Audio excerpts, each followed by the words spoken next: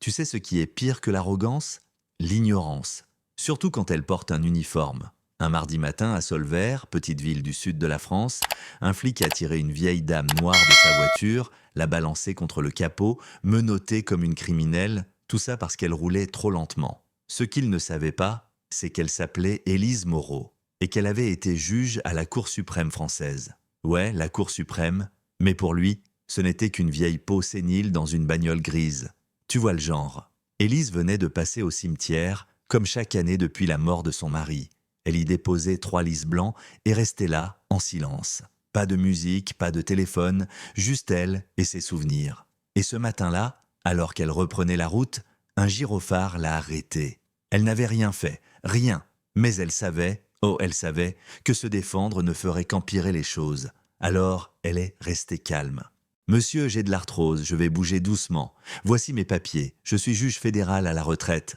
Et lui, le flic, capitaine de l'âtre, a rigolé. Un rire sec, dédaigneux. Ouais, et moi je suis le pape. Puis il a sorti son arme. Pas parce qu'elle représentait un danger, mais parce qu'elle représentait quelque chose qu'il refusait de respecter. Mais ce que Delattre ignorait, c'est qu'il était observé. Dans une voiture banalisée, un jeune flic stagiaire, Mathis Ravel, suivait discrètement la scène. Il venait d'arriver dans le commissariat de Solvert, croyait encore que la justice voulait dire quelque chose, quand il a vu Delattre pousser Élise dans la voiture, visage en sang, il a décroché son téléphone. Et là, tout a commencé à s'effondrer. L'identité d'Élise a été confirmée en moins de 10 minutes.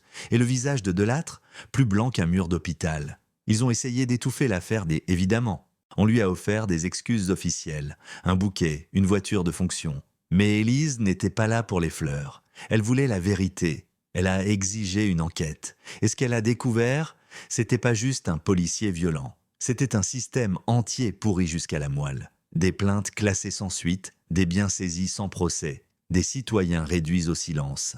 Elle a retrouvé plus de 80 cas, tous effacés, enterrés, jusqu'à ce que son nom rouvre les portes que les autres avaient de vue se refermer à jamais. Et là, twist inattendu, c'est Mathis, le jeune flic, qui est revenu vers elle, pas en uniforme, pas en témoin, en allié. Ensemble, ils ont monté un dossier. Béton, avec preuves, témoignages et surtout des visages. Des vrais gens, pas des statistiques. L'affaire est montée jusqu'au ministère et puis jusqu'à Strasbourg. Et tu veux la meilleure? La Cour européenne a accepté de juger le dossier.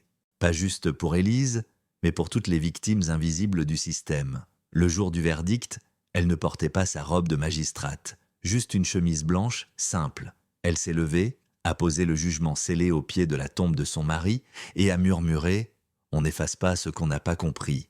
Et puis elle est partie, doucement, pendant qu'un groupe d'élèves passait en silence. L'un d'eux l'a regardé longuement. Il n'a rien dit, mais dans ses yeux, on aurait dit qu'il savait, qu'il avait compris. Et maintenant, c'est à toi. Dis-moi, est-ce que c'est ça, la justice, quand elle doit se battre pour exister ? Est-ce qu'un système peut vraiment changer ou est-ce qu'il se contente de maquiller ses cicatrices ?